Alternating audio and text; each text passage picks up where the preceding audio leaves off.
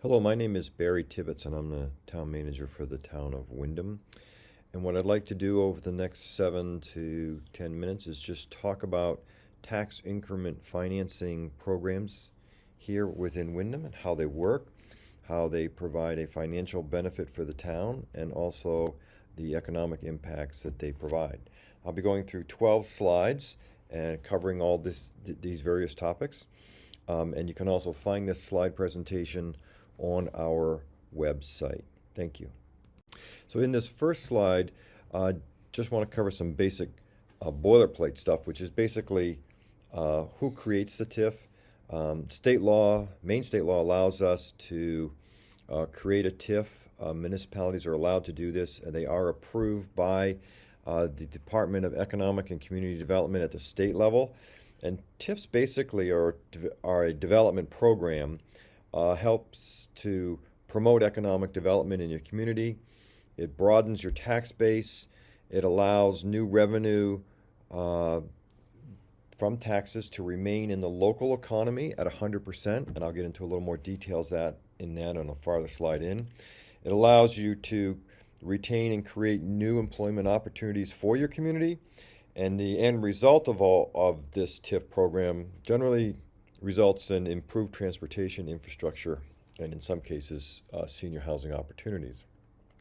So a TIF basically allows property taxes on new additions and or properties developed within the district to go into a special silo fund to be reinvested back into the community. Generally, there are 5 types of TIFs allowed under Maine state law. The first one is infrastructure improvements, which relates to roads, sewers, sidewalks, broadband investments, anything along that line that would be considered infrastructure.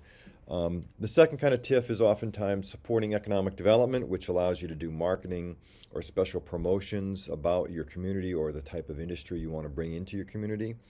The third type of TIF is a credit enhancement, which can be applied to a business or, in certain cases, to housing agreements. The fourth kind of TIF relates specifically to housing, which can be either for senior or affordable housing, and that includes special benefits or monies from the state that are included to come to the community to provide that housing. And the fourth and final one, the fifth one, is municipal infrastructure, which is really on a limited basis. And I'll get into that a little bit farther into this slide presentation. Here in Windham, we have one credit enhancement TIF, and it is for senior housing. So we specifically created a tax increment financing program to bring senior housing in to help our seniors to stay within the community and to help subsidize that rent. So we had just one of those here in Windham. So how does a TIF work? TIF, basically, when we establish this TIF program, is we define it by a geographic boundary. And whatever's within that TIF for valuation is what we call the original assessed value at the point that we establish the TIF. And whatever taxes are on those buildings at the time of creation will always continue to go to the general fund to offset current expenses within the municipal budget. It's only any new development that occurs in the TIF after that start date that goes into this special silo fund. And once it's in that special silo fund, that's where it gets used for the items that are identified within the TIF development program for the monies to be spent on. So it's really, it's a protection to cover the existing expenses within the municipality, but we're just targeting the new development, really the new business development within this TIF area to help cover some of those additional improvements we want to see within that district. So in this slide, what I'd like to show you is what do we mean by new or incremental development and how is it captured? So in the upper left-hand corner, you see a vacant piece of land, let's say it's valued at $1 million. You add a new building to it for $300,000. The original $1 million still goes in taxation, goes to the general fund to cover our expenses. But that new building of $300,000 is what we call the captured value after development. And that's what goes into the TIF program to be used to pay for specific items identified within that TIF development program. So on the lower example, you're going to see, well, can you have an area that's not so much as a large land area, but a single building, or maybe a building block? And the answer is yes. So you can have an existing building, and let's just say that building is $1.3 million in value, and then you add 4 new buildings or 4 new sections to that building on that lot that's there, and the value now is $1.7 million. The incremental captured value is $400,000, $1.3 million minus 1.7, and that's how we capture that development value to be used within that new TIF development program. So in this slide, what I want to share with you is how the shift in the dollars work.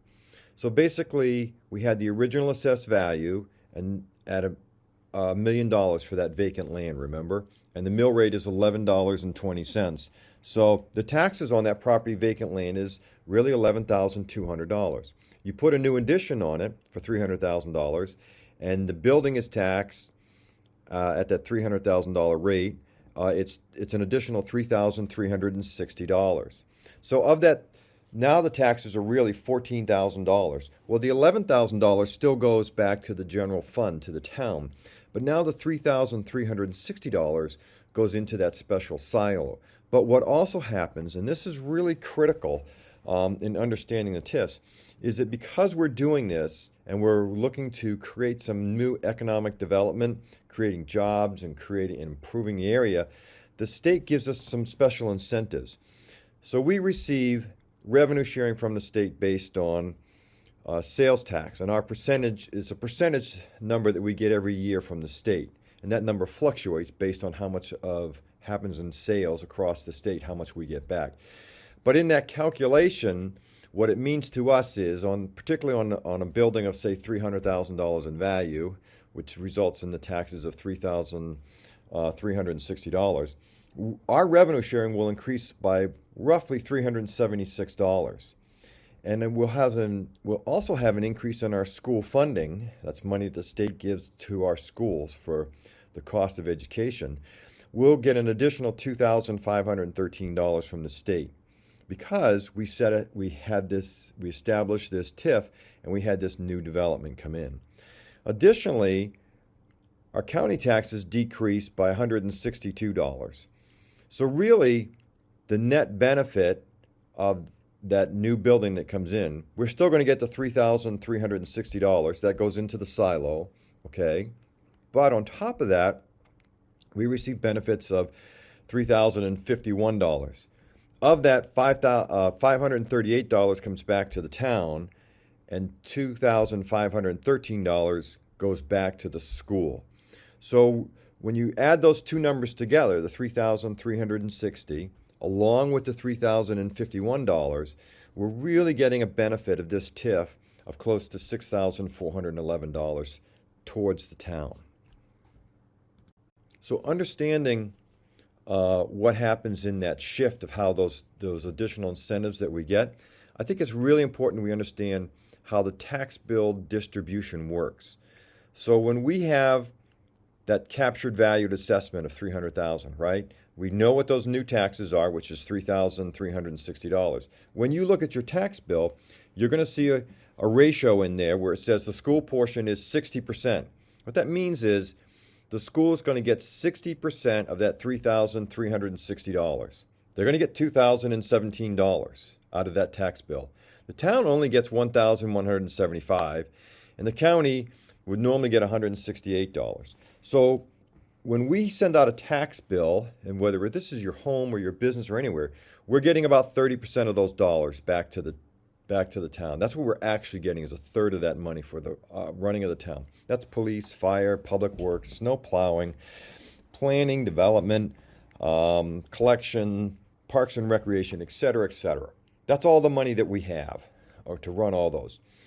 So when we put this TIF together, we keep the $3,360 because it goes in that silo. None of it goes to the school, and none of it goes to the county. We keep all of it. But what's happening on that, as I showed you on that other slide a second ago, because of the incentives, the state's going to give the school an additional $2,513. The state's going to give us an additional $376 because of the revenue sharing. And from the county's perspective, our taxes go down, our county share of responsibility goes down $168. So we're actually saving that money.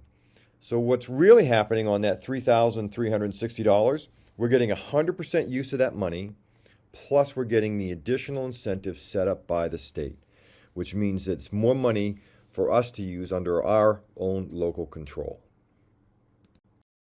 So in this example, we're just going to show you two different TIFs and two different things that have occurred. So in the top example, you're going to see that we put a TIF in place for where the Home Depot is located, and the original assessed value on that land was $5,500. The current assessed value is over $9 million. And so the amount of taxes we collect at that mill rate of $11.20 means that we're setting aside in the silo $104,000 from the tax bill every year to be used for activities within that TIF district.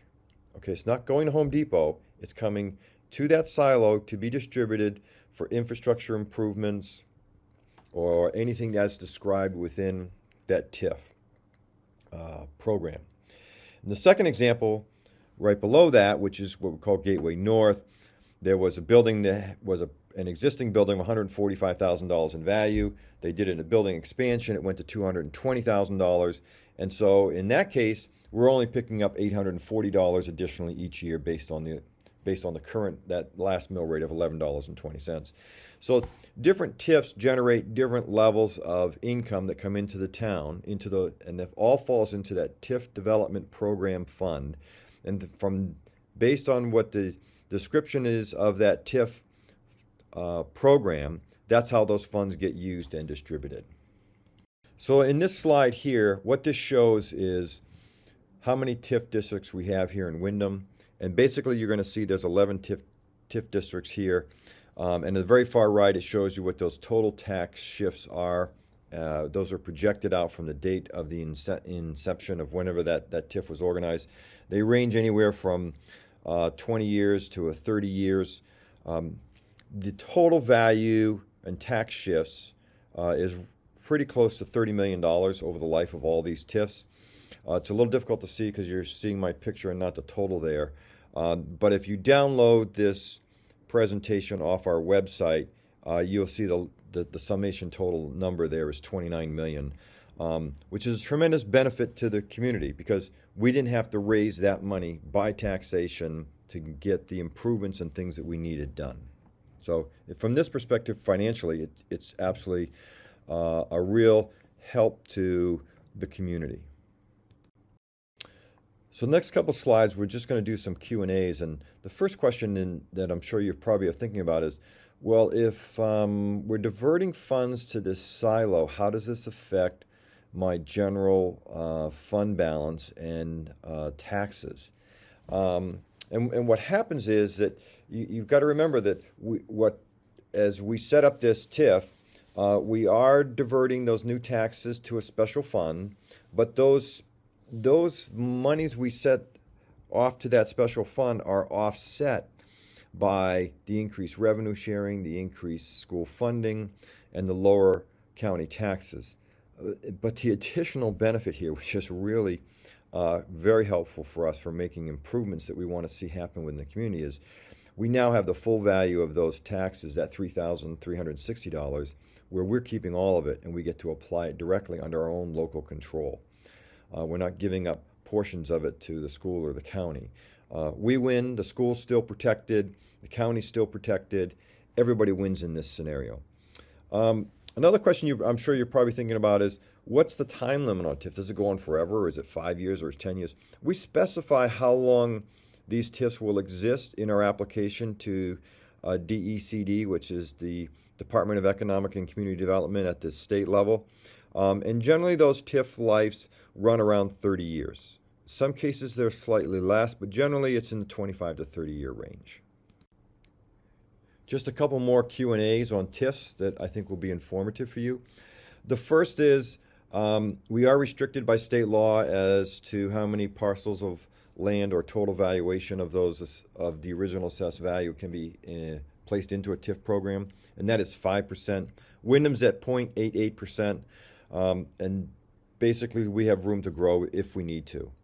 The second question you might be thinking to yourself is, well, can we ever change a TIF down the road, or can we close it earlier? And the answer is yes, you can. That's simply a vote by the town. But I think what you really need to understand, if you're going to do that, you've really got to make sure we understand the loss of those additional incentives. Because when you get less money for school, and you got to pay more in county taxes, and you don't get as much revenue sharing, that has a budgetary impact on us. The TIFs are generally broad enough that allows you to address a number of infrastructure issues at a pretty broad area. So we can use that to our advantage to harness the best benefits for the town of Windham. So the second thing, or the third question you might be saying is, well, how are these TIF funds approved? Is this just someone where there's no controls? And there are many controls on this. We do have the program. It is outlined where the money comes and and what areas we're going to apply it. It does run through my office, it runs through the Economic Development Office, and it also is approved by the council. It's also approved at the annual town meeting, and we do get audited by the state. So it doesn't become a fund to do anything you want with. It's pretty specific that we have to address these issues. And actually, in establishing the actual TIF program for this district, we're literally looking long-term to see what those needs are over the X number of coming years within that 20 or 30-year span. But I think there's another point here that needs to be made, is that there are what I would call unaccounted benefits from the development, from a TIF development program within the community. So let's say in this TIF development program, some senior housing goes in. Well, we're still going to collect our building permit fees on that project. We're going to collect our impact fees. We're going to have some recreational program fees potentially. And you're going to have new motor vehicle registrations. Well, all of those give us additional revenues to the community to reduce our taxes and cover our expenses through our budgeting process. So it's a win. That's an additional hidden benefit for the community as for having TIFs. So in a quick summary, what do tax increment financing districts or programs provide to the community? One, it provides local control of our resources and our revenues. It helps us target economic growth areas. It helps us to keep those funds and apply 100% of those taxation dollars within that district and within our community. It helps us to maximize our supporting revenues to the town and to the RSU from the state and the county. So when you look at the big picture of this, and even drilling down into the weeds, TIFs provide an economic benefit to the community, which enables us to better serve our residents and our businesses. And these TIF districts that we have are all within our business districts. So we're really supporting our businesses and helping and taking the growth that they're having and applying it back in that district so that we can provide better infrastructure services for our residents to access those businesses. So I hope this has been helpful, but if you, as I mentioned at the very beginning, if you have further questions, always feel free to call our office, the town offices, to ask them, and/or you can go to our website to get this presentation along with other information